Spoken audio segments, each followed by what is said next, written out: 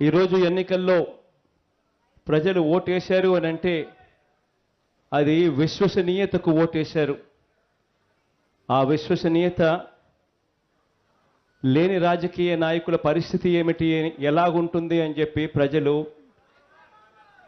ఇవాళ తమ ఓటు ద్వారా ఓటు వేసి చూపించారు.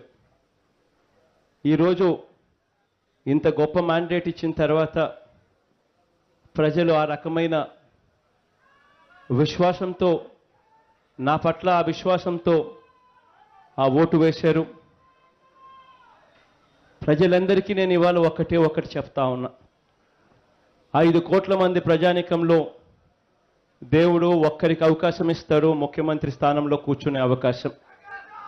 ఒక్కరికి వచ్చినప్పుడు గవర్నెన్స్ అంటే ఏమిటి, గొప్ప గవర్నెన్స్ అంటే ఎలా ఉంటుంది,